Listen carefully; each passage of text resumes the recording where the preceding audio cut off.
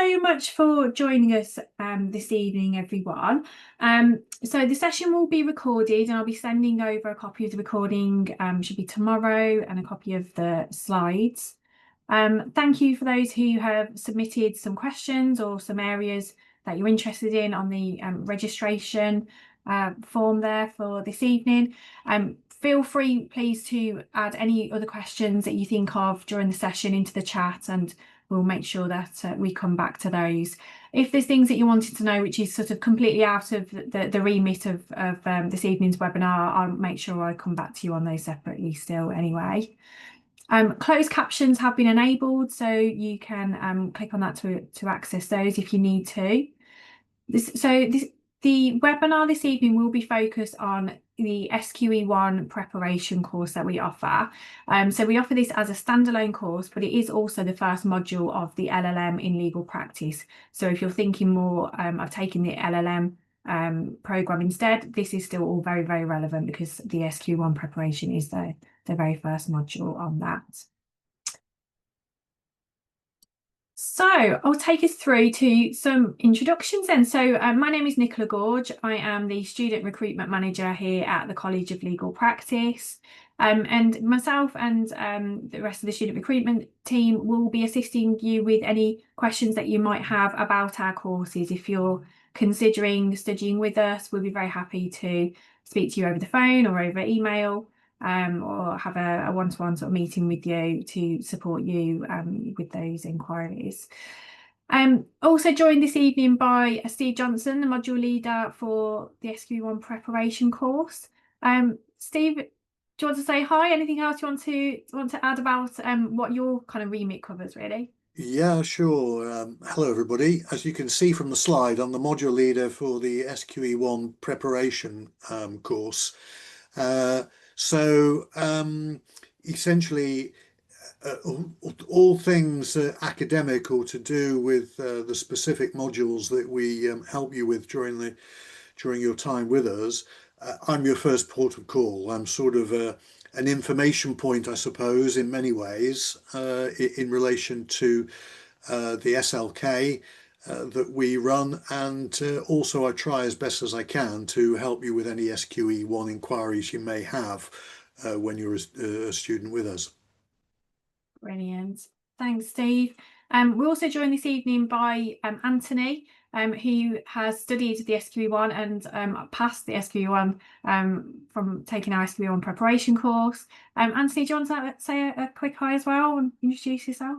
Hiya, evening everybody. My name's Anthony, as just said, and I'm a trainee solicitor. It feels a little bit like that's an Alcoholics Anonymous admission, doesn't it? Trainee solicitor. I took the SQE1 in July 2024.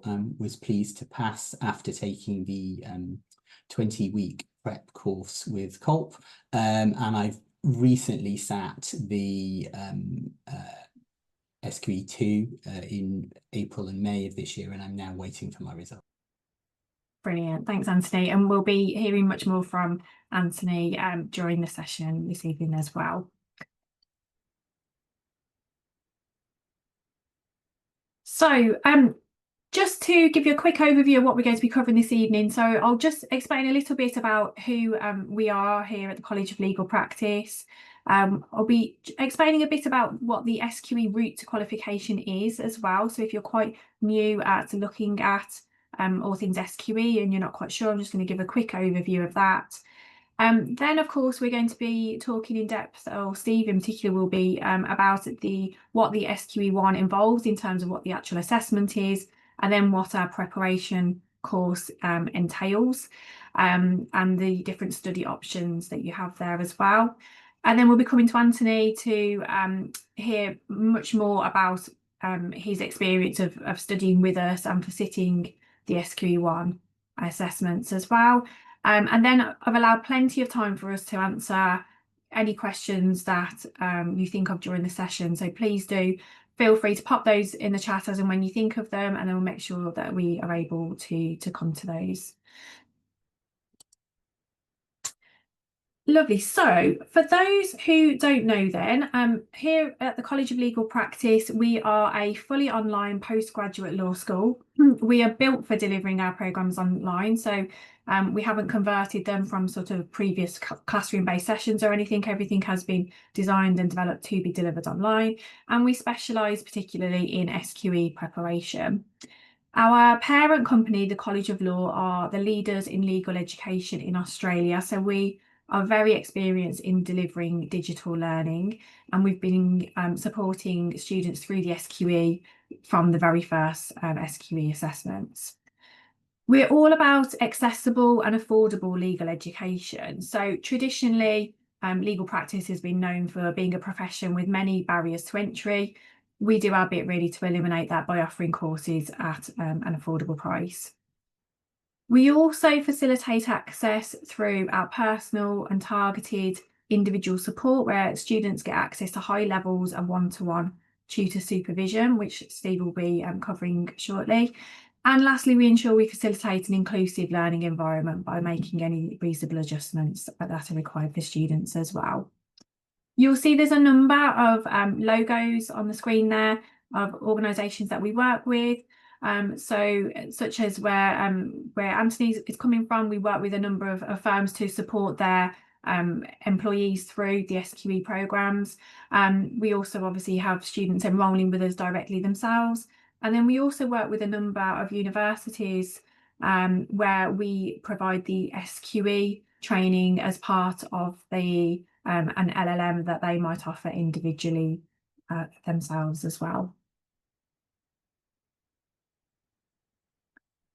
So I mentioned, and I'll give you a kind of an overview of the SQE route. So there's basically 4 components to becoming a solicitor in England and Wales through the SQE route, which are identified on the screen there. So first of all, someone would need to have a degree.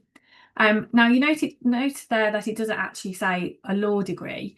Through the SQE route, the SRA say that they are happy to accept any degree. However, in reality, if someone is coming completely fresh to law, or also perhaps haven't studied a UK law degree, it is very, very challenging to then go on to those SQE studies. So we do offer a law conversion course, a graduate diploma in law, for anyone in that situation, to make the process a little bit more straightforward and realistic, really. You will need to have 2 years of qualifying work experience. Now, I'll come on to this a little bit more in a moment, but you don't have to have that in a particular order, which is why this is all sort of shown as a jigsaw puzzle there. Also, you need to meet the sort of standard suitability requirements, so not having a criminal or sort of financial conduct issues or criminal record. And then you need to take and pass the SQE1 and the SQE2 assessments. These can be taken up to 6 years apart, and you can take them up to 3 times maximum. And this is really where it very much does differ from the previous LPC route. I know there was some people who had registered had mentioned the sort of differences they were interested to find out between LPC and SQE. So the SQE is not it's not a training course really, it's a set of exams, but what we offer is a preparation course in order to get you ready to take those SQE1 and the SQE2 assessments. And then once someone has all of those sort of 4 components, then they can be signed off to be a day 1 qualified solicitor. So I have this diagram here to sort of show the different potential pathways, and this is referring really to balancing out sort of when someone might take the SQE assessments and gain the 2 years of qualifying work experience. So a few different scenarios just to explain to you here. So it could be that someone has perhaps just finished university or just has some time set aside where they think, right, I'm going to focus full time on studying towards the SQE. So they could take the full-time programmes of studying SQE1 Preparation Course, followed by the SQE1 assessments, and then SQE2 and the SQE2 assessments. And then once they've got those, then focus on gaining that 2 years of qualifying work experience. Also, someone could decide, actually, I'd like to be working whilst I'm studying. and could be gaining that work experience over the time that they are studying for the SQE1 and 2 preparation courses, or taking the part-time LLM in legal practice during that time. It's 2 years of qualifying work experience if you are working full-time, but that could be spread out over a part-time basis and gain that over a longer period of time. Or someone could say, actually, I'm not quite sure. I might think, actually, I'm going to try and find a position and work in legal practice first, and get my bearings a little bit, get my foot in the door at an organisation perhaps, and start gaining some qualifying work experience then, and then maybe continue working while studying at the same time as well. So you'll see there's a few different ways that people can do it, which is something that's quite good about the SQE route, really, is it does offer that flexibility to fit different people's circumstances. And so because of that, we do offer a variety of both full-time and part-time courses as well to suit those. So let's look at the SQE1 preparation in more detail then. Steve, could you start talking us through, please? Well, first of all, what's involved in the SQE1 assessments? Yeah, cool. Thanks, Nicola. Right. Well, what is the SQE1 assessment? Well, first and foremost, it is 2 separate papers, to use the old expression, that you have to take, and those papers are divided up into various subject areas.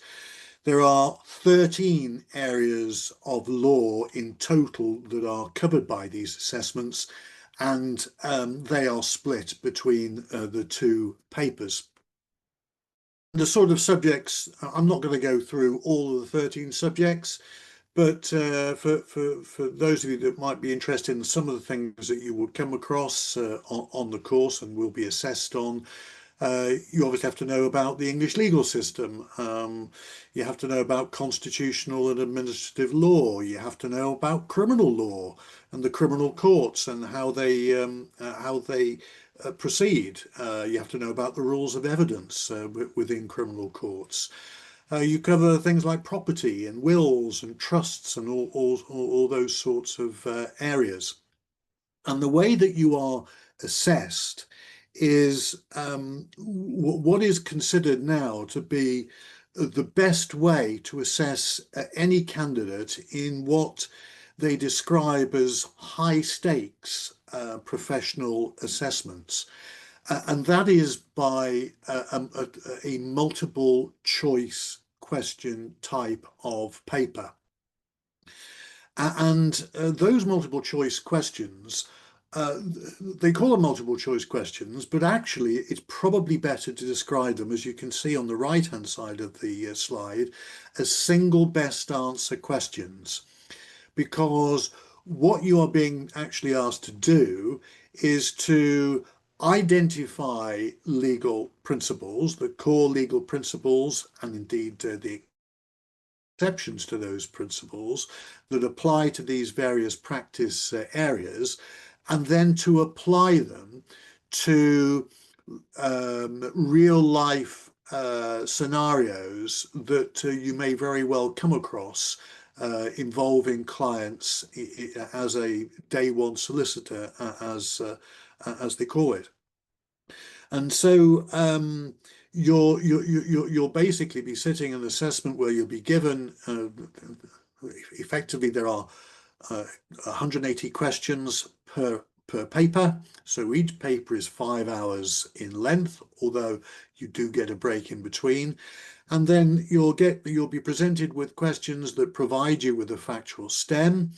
They will ask you a question which will be effectively, you're being asked what's the best thing to do in these situations, or in this situation rather, and then you'll be presented with 5 answers, only one of which therefore will be the single best answer.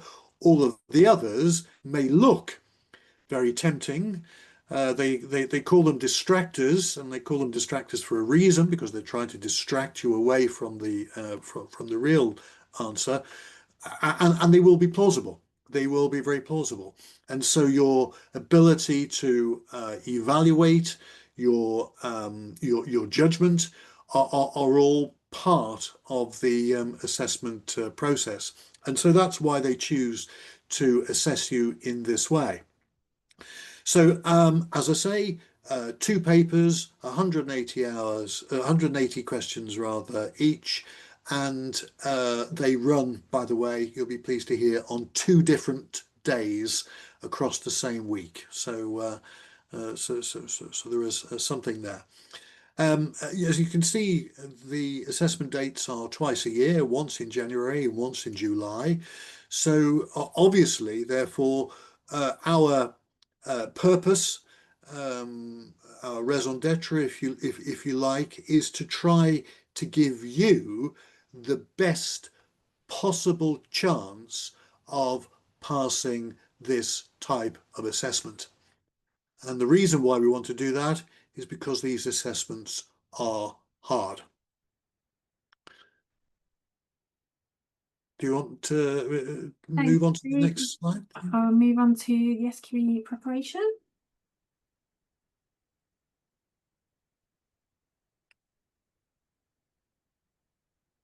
So, so how do we do? How do we do that? How do we give you the best possible chance? Well, we do it in various ways. I'll talk first of all, if I may, about the materials that we provide for you, because what we are attempting to do in essence is 3 things with the course. The first thing is that what we're trying to do is to help you in the best possible way to develop or to acquire the knowledge in these 13 practice areas that ultimately you're going to be asked questions about. The second thing that we then try and do is we hope to help you embed that knowledge, so it sort of sinks in, if you like, again through various assets and activities that we offer you. And then thirdly, we're giving you as much help as we possibly can in applying that knowledge and practicing that knowledge throughout the course.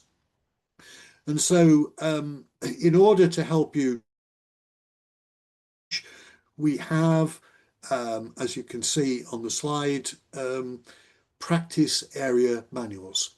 So we have 13 practice area manuals, 1 for each area. Those manuals are digital, so they're available on our site, and also we offer you hard copy of these manuals as well. So you can literally have 13 hard copy manuals delivered to your house and stacked up 1 by 1, no doubt, outside your front door. And in order to help you develop that knowledge, the other thing that we offer is we have a great many videos and podcasts which we suggest that you watch and listen to alongside reading the manual on each of the various or many, I should say, of the various topic areas that you are going to come across in relation to each practice area. And after that, you'll then move on, and you'll see how well you've managed to retain that knowledge and help yourself to embed that knowledge by engaging in various activities, assets that we offer you, virtual learning assets such as a drag and drop, for example, where you'll be obviously required to drag into the answer the right words and phrases. We offer you flashcards, which will give you an instant test of your ability to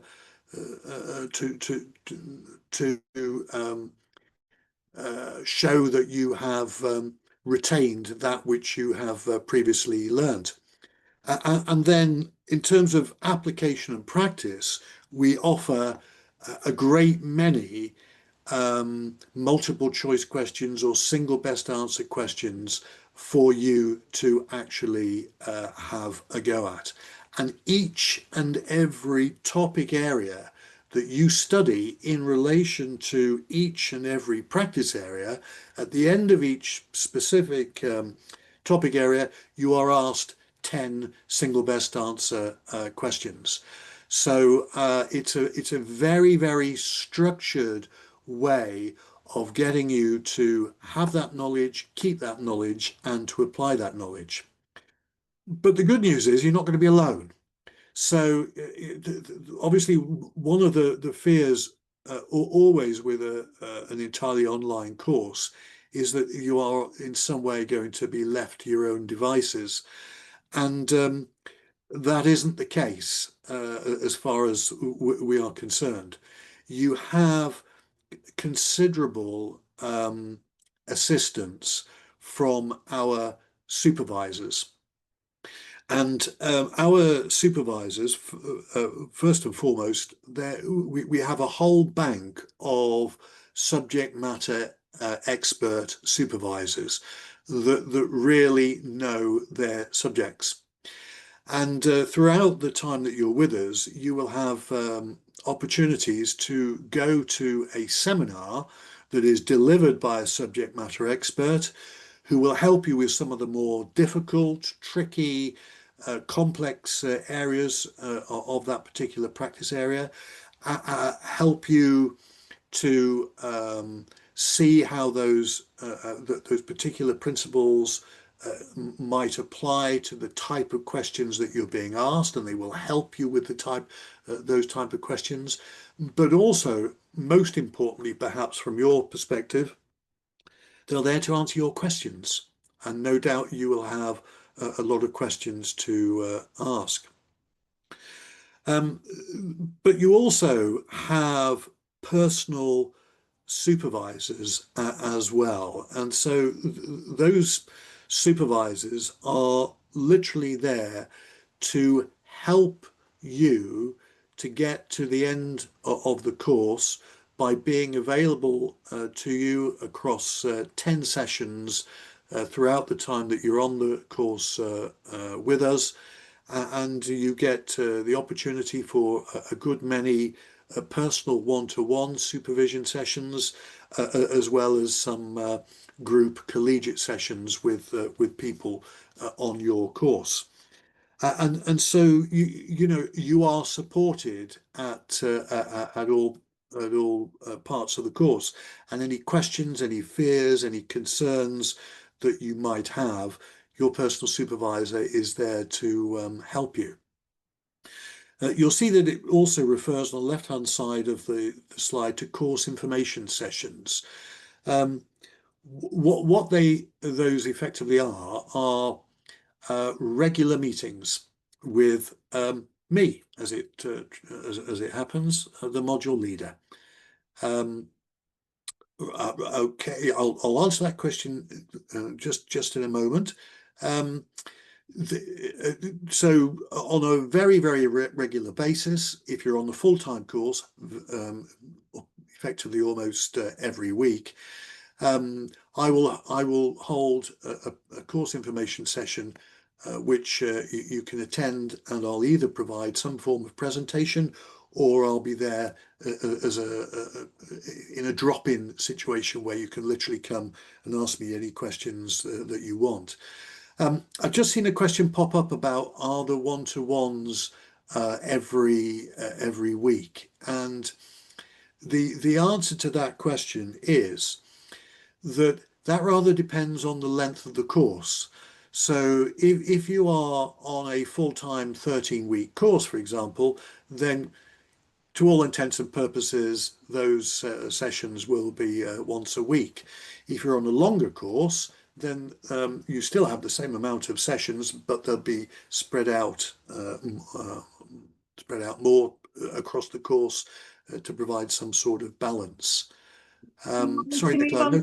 To to the next slide, Steve, because I know we have that sort of itemised on there. Are you ready for that? The next slide? Yeah. So I say, because this will hopefully help to explain it a little bit more.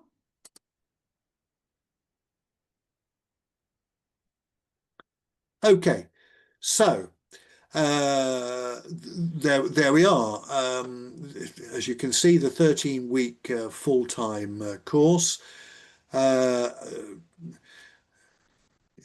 Generally speaking, because you're covering it all in 13 weeks, the chances are that you will be a full-time student, or if you are working, you'll only be working in a part-time situation. But the important thing is that on that course, if you're doing this over 13 weeks, you'll be doing an awful lot of studying. And our estimate is that you will be doing something in the region of 25 to 30 hours of studying per week. And that's our estimate. And obviously, you may want to do more or find that you are doing more, but that's our general rule of thumb. And the reason for that is that on the full-time course, we are suggesting via calendar system that you cover 10 topics per week. You'll see there's a reference to a subunit, and the subunit is basically one of the topic areas in relation to any one of the practice areas. So on a calendar system, we will put up into that calendar the suggested subunits that we say you should attempt to study within that week, within the 30 hours or so study time, and they will cover different practice areas. And the reason why we do that is because what we're trying to do is to structure or provide for you a structure by which you can study, so that you have the opportunity not to fall behind. One of the other reasons as well is that we're very keen that you should study a various number of topic areas before you come to one of our seminars. So our seminar is there to help you with your understanding of a subject, not simply to deliver knowledge. So that's one of the reasons we do that as well. And at the bottom, as you can see, 10 supervision meetings throughout the course. And so therefore, the longer the course is that you are on, the less time that you would have to study, as you can see in the middle slide there. And if you're on the 40 weeks course, then we suggest that you're going to take about 10 hours or so a week. And that's, of course, because the number of subunits that you cover are much less. So I can see that there are various questions about study time. I'm sure Anthony will probably be able to give you an indication of how he found those hours, but those are as a guide from us as to how long at least you'd expect to spend studying. Thanks, Steve. I think that's really useful for people just to see the difference, because obviously it's the same course, it's just spread out over that longer period of time, which of course then means, you know, our sessions are spread out further as well then. Lovely. Thank you so much, Steve. I think that was really insightful for people and bringing it to sort of life a bit more of what's actually involved. So I'll move on just to give a little bit further information on a couple of slides, and then we'll go over to some further questions and to talking to Anthony as well. So our upcoming start dates, and I think most people that had registered for the webinar was looking at the upcoming start dates. So you can see they're highlighted there. So we've got our SQE1 Preparation Course starting the 22nd of September.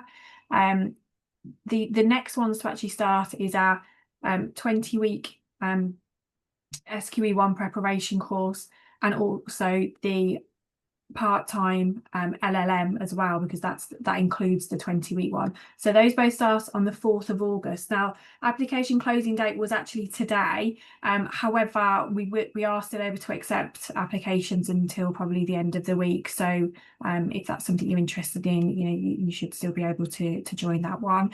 And then we also have our longer SQE1 preparation course, the 40-week one that starts on the 8th of September.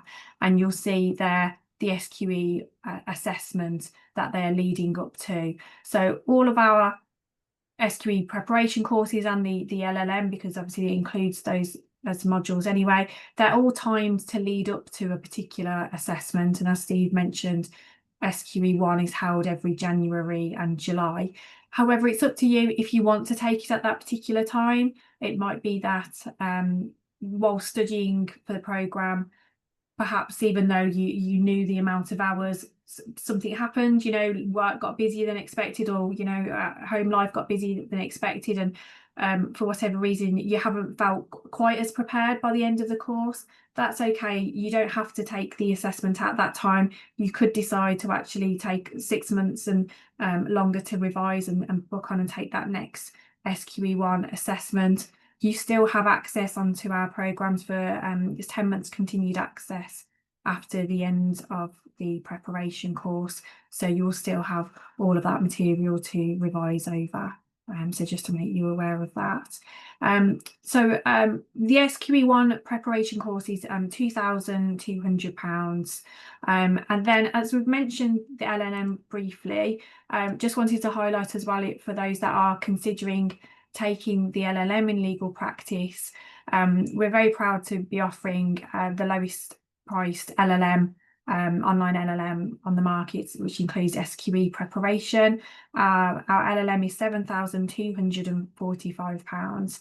If you were to fund that through the postgraduate loan, you could actually cover our fees plus the SQE1 and SQE2 assessment fees and still have money left over to support you with your travel to those assessments, if you was wanting to do that. Also, just to highlight, you can see our Trustpilot score up there, or our stars rather. We're rated as excellent. We currently have 4.4 out of 5 stars on Trustpilot as well. So I'm very pleased with those lovely reviews we've had from our students. And that then takes us on actually to speaking to Anthony. So I will stop sharing my screen actually as well, just so that we can have a better chat, Anthony.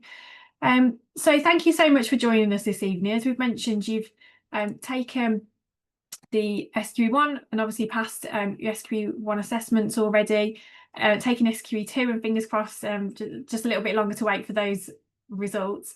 But yeah, just really wanting to know, I'm sure everyone is, just a bit more about you in terms of how you found sort of studying for the programme, really. So remind me, when did you take your SQE1 assessments? So I took the assessments in July 2024 for SQE1. Brilliant. And prior to taking that, you'd been working in legal practice for a little while, hadn't you? Yeah, so I started work at Capsticks in late 2021, and before that I'd worked in a number of sort of legally related roles, but as a sort of non-qualified sort of individual doing research, compliance.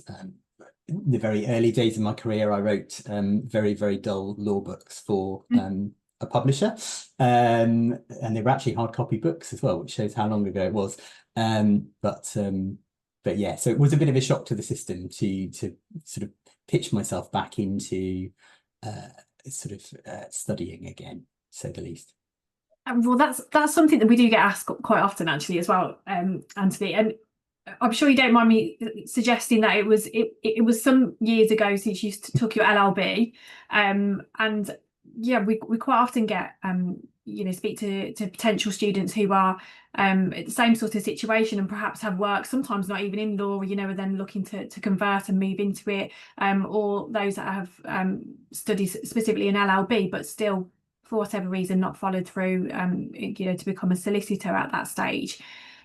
How did you find then going into preparing for the SQE? Did everything come flooding back from your LLB days, or was it very much starting afresh? Weirdly, a lot of it kind of came back in a sort of odd way. So I graduated in 2001, so quite a long time ago. And I have a BA in jurisprudence, not an LLB. It's a BA, which is a little bit odd, but just a quirk of my university. But yeah, some bits came back. Some bits obviously I was familiar with, either because of the work I was doing sort of now or work I'd done in the past, or I sort of half remembered it. So there were lots of things that sort of did come back, but it was a definite. I do think it would be quite difficult if you had no background in law. I know technically, you don't need any kind of sort of any kind of formal kind of educational kind of background in law, but I think it would be quite difficult without something. Yeah. So any tips for those that are getting back into to law, having or to taking the SQE having had a break? I don't know really. Yeah, as an individual, I've always relied very heavily on my memory, and I obviously noticed being a little bit older, it's not quite as, the recall isn't quite as good as it once was. But so I made lots of notes. I think what was really noticeable is make your time. So I was doing the prep course, but make the time to do my subunits every week. Make sure that I do them, get through the questions, take the notes, take the additional notes, and sort of try and keep on top of it, because it was a bit it was a bit sort of full on in that if you got behind, you would get behind on the prep course, and then all of a sudden you'd be pitched into the actual exam season itself, and you'd be trying to deal with it at that point. But yeah, so I don't think there's no rocket science. It's just do the stuff, do the work, make sure you get through the things. The manuals I made really heavy use of, especially the electronic manuals. I made my own notes from the manuals. That was effectively my study task every week. My firm is very kindly gives us a study day. Obviously, that's not the amount of time, the total amount of time you might need to spend in a week. I probably spent a little bit on the lower side, but I have a couple of professional roles as well, so my time is quite limited. I know some of my colleagues certainly spent probably more time than the sort of proposed kind of amount of time you might spend each week. But I think it was very important to kind of do it, chat to people about it, because some of it is judgment. The single best answers, I think, is quite a mental shift, getting into that kind of concept of you can look at a set of answers and actually 2 or 3 of them are probably correct in some form, but maybe there might be one phrase, one bit of information that just makes one answer that bit more right. And I think actually chatting it through with people was really helpful to kind of spotting those kind of things. And I think that was quite a useful thing to do. Nancy, do you think having worked for a while, obviously in legal practice, do you think that was really quite beneficial to you before, to then be able to pick up that knowledge? I guess it maybe depends what you do. So I work in regulatory law, and some of the stuff, especially some of the conduct and ethics points, were very, very sort of common to the work that I'm doing on a day-to-day level. So that was quite helpful. I suppose I think it would probably been really helpful if I'd worked in conveyancing or wills and trusts. I think that would have been really, really helpful. So I think if you've got a position in a firm that does those things, I think that could be good. But also sometimes you might find that sort of slightly overcomplicated things, in the sense of the things you do at work aren't necessarily the way that the syllabus wants you to approach the answer. Well, you might think there's information missing, or you might think there's more detail that you would need before you could deal with it. I see one of the questions from Chiara is, did we use any additional resources? I did. So I bought a couple of books. Near the assessments themselves, there was another provider that had some online provider that had some additional resources that I was able to get a free trial to, and I used that as well.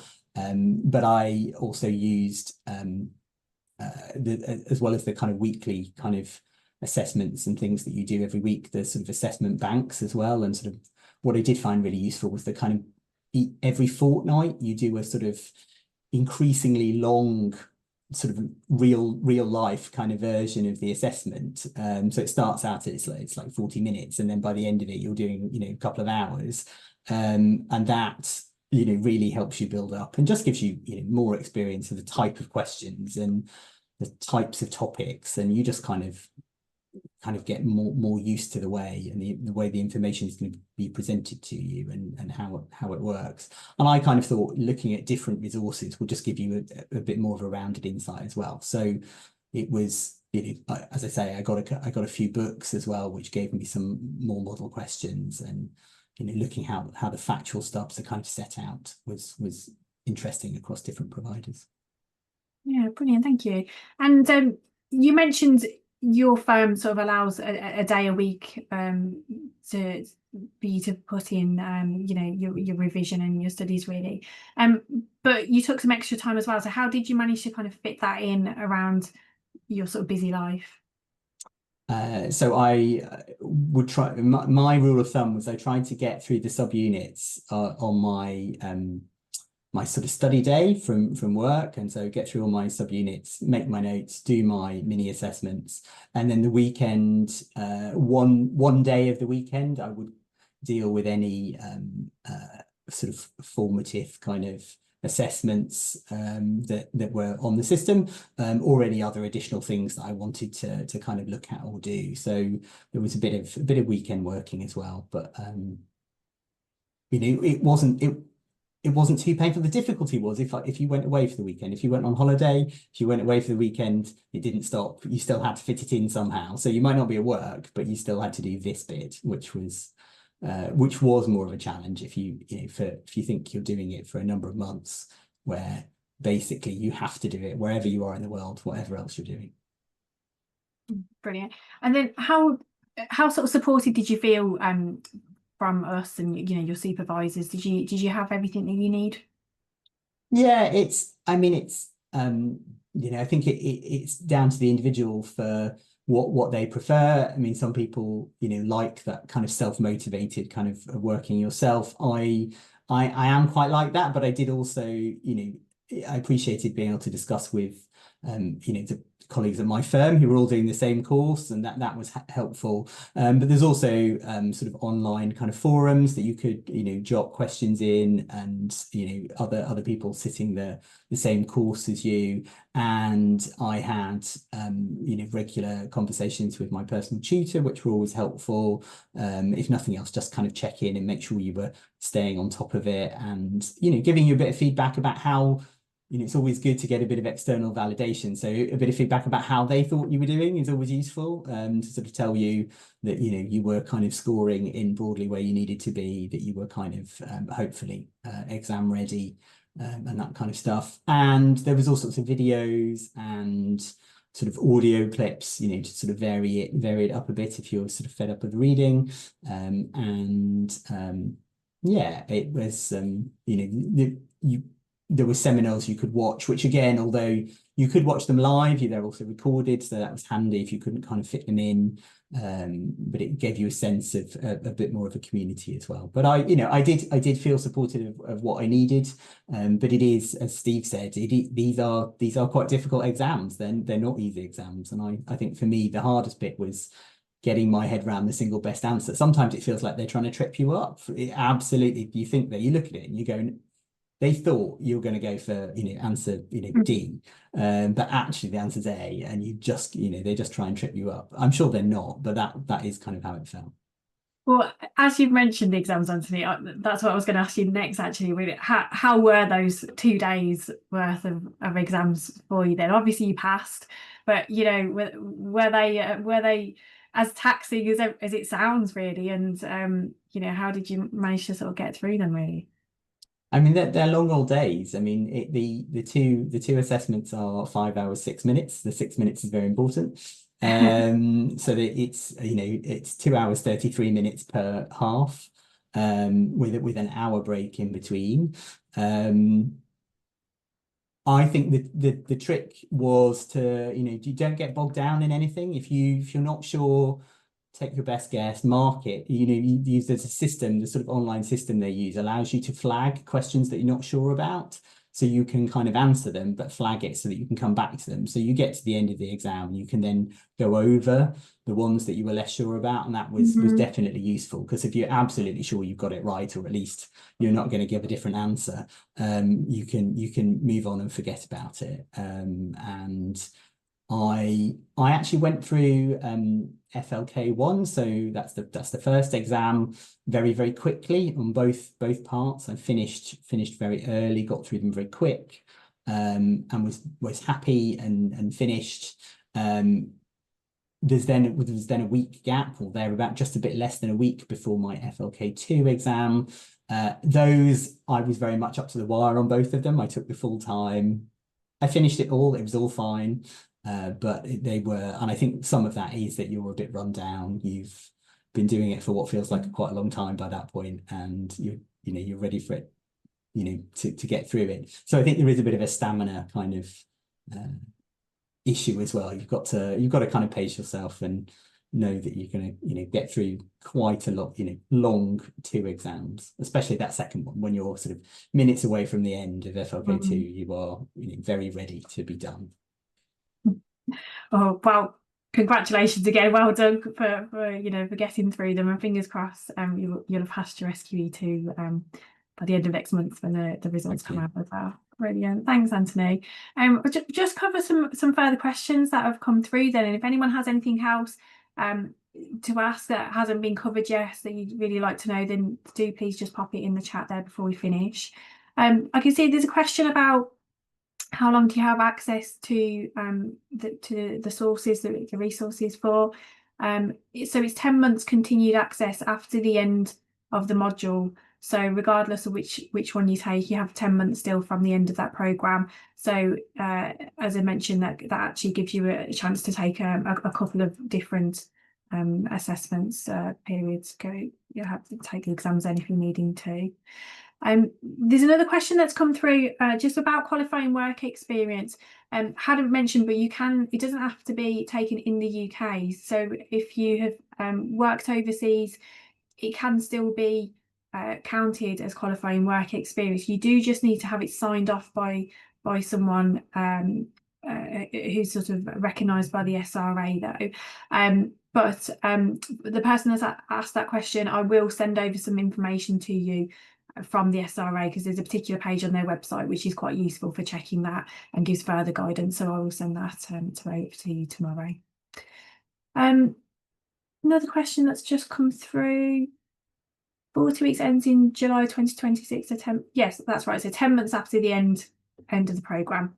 So whenever it finishes, you get 10 months continued access after the end of that. Lovely.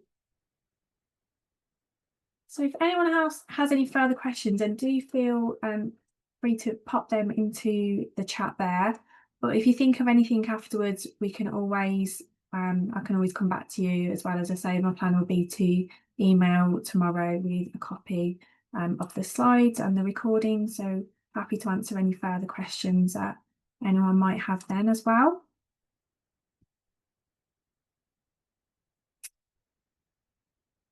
So question about mock exams. So shall I cover that, Nicola? Yeah, you both sort of touched on it a little bit, but I think perhaps sometimes we use different terminology, like the progress tests and things, don't we? So yeah, please do. That's great. Anthony alluded to part of it in his remarks, but we provide a number of mock exams, to use the expression that is used in the question. A more modern phrase is formatives. The phrase that we prefer is progress tests. And so what we've done is that we have set up from very early on in the course a series of progress tests. And as Anthony said, they grow in terms of the number of questions that are asked and the amount of time that you are given in order to answer the question and answer the questions. And effectively, there are in total 10 progress tests, formative type assessments. When you first begin to take your first test, you're actually given 30 minutes in which to ask 20 questions. And then it builds up, so you're then given 25 minutes and 25 questions and a little bit more time.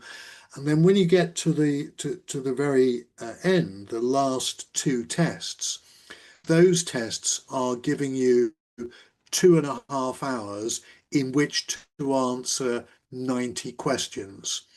So essentially what they're doing is that they are at that stage replicating half of the day that you would spend at a Pearson VUE Centre doing one of the papers. So as you go along these progress tests, the number of topic areas that you will be asked about will be greater. So one of the real benefits is that each time that you sit one of these progress tests, you will only ever be asked about subjects that you should have studied at the point that the progress test opens. And so, of course, as you move through the course, it's an upward gradient. You'll know many more topic areas. You'll be asked about many more topic areas. And so it gives you an opportunity to assess exactly where you are at any one point. And it also, incidentally, gives us as supervisors, and Anthony talked about this as well, it gives us as supervisors some evidence as to how you're doing, and we can use that evidence therefore to advise you towards the end of the course how ready we feel you are to take the SRA assessments. That's great, thank you, Steve. A question there about sort of the LLM versus the individual preparation courses, and this is something that we get asked about quite often, really. A couple of things to consider. So with the SQE1 and the SQE2 preparation courses, we offer 3 different speeds of those.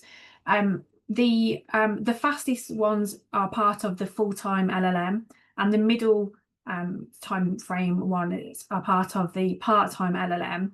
But there is also a 40-week SQE1 and SQE2 preparation course as well, which isn't part of an LLM. So first of all, that's something to balance up. With that 40-week one, those are the courses that are more like 8 to 10 hours of study time per week. So if you're thinking that that's about the right level that you could commit to, then you're probably better off to take those individual preparation courses rather than taking the LLM. But if you're happy with either the full-time or the part-time LLM and the speed of those, obviously an LLM means that you're gaining a master's qualification at the end of it. So as well as preparing for the SQE1 and 2, you will also come out with a master's. In addition to studying the 2 preparation courses, there's 2 further modules where there's a choice of transactional modules, which you would need to pick 2. And you'd also do a legal research project known as the capstone project, which is like a dissertation type of piece of work. So that's something to consider as well. It's very popular, particularly if you are eligible yourself individually for the student finance loan, for the postgraduate loan. Then obviously it's a very attractive option to be able to fund those qualifications, you know, gain a master's, but also pay for the preparation courses for the SQE and those SQE1 and 2 assessments through that loan scheme. So that it's very popular for that reason. And people often do enjoy taking those transactional modules and being able to learn those other areas of law and spend a bit more time on those. However, on the flip side, if you're looking to perhaps get through the SQE more swiftly and with a bit more flexibility, then you could take just the individual preparation courses. A master's isn't a requirement to become a solicitor, so that's kind of going over and above really. Also, if you just take SQE1 and then SQE2, you've got a little bit, as I say, flexibility in terms of you can decide the speed to study SQE1 over, then you can take your assessment, and then you can take the decision of the speed to take the SQE2 over. So rather than thinking of everything in one go, you know, you can deal with one thing at a time and perhaps look at the funding available to you and work out your finances individually there. You've got 6 years in total to once you've taken your first SQE1, you've got 6 years to then pass SQE2 as well. So you've got quite a bit of time to sort of play with there. But very happy to have a chat to you further and help if you're toying with those two options. Happy to discuss that further as well. Lovely. So just see if there's anything else that comes through as well.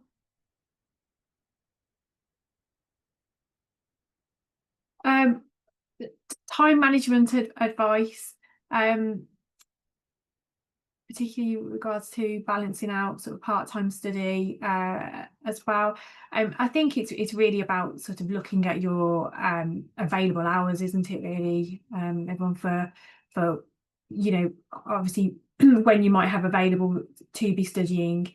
I think there's lots of tips that Anthony sort of mentioned as well about the different resources that you could use, but really just making sure that you are taking your course, which sounds like if you're looking at the part-time one, then you're looking at the one that does have lower commitment time as well, which we would always ensure that people do consider rather than rushing through the fastest method that's available. I think, Nicola, what I would add to that, if I may, is be realistic.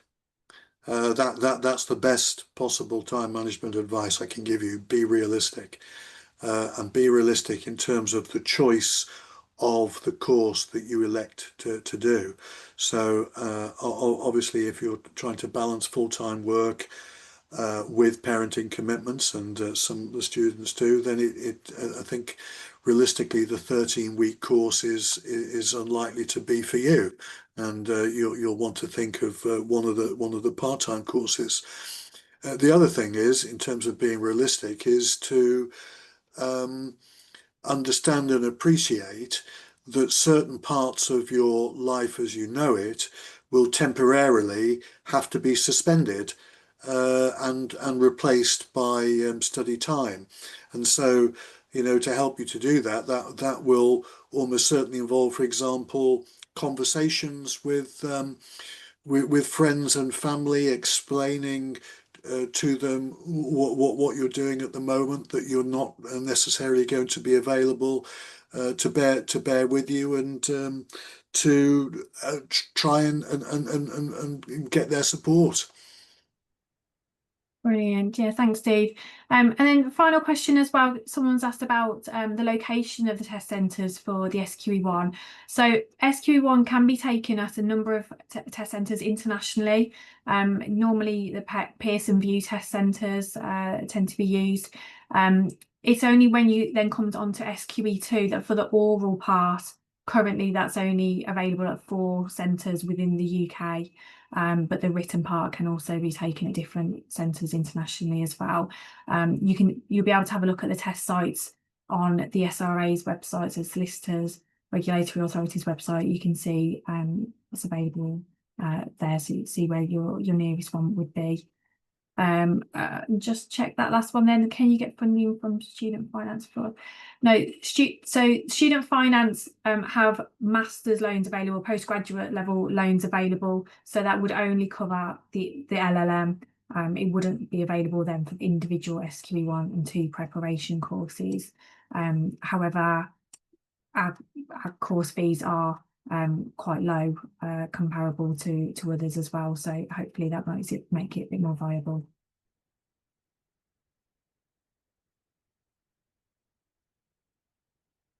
Brilliant. Thanks, Anthony, for adding some further clarity to that as well. Where are the 4 test centres in the UK? They are in London, Manchester, Cardiff, Birmingham, pretty sure. Testing me now, but that's currently the 4 test centres for SQE2 oral. Brilliant. Thank you so much for everyone for joining this evening. And thank you, Steve. Thank you, Anthony, for sharing your further knowledge and insights. As I said, I'll be emailing everyone, so any further questions that we've not covered, I'll be able to get back to you then once you ask those.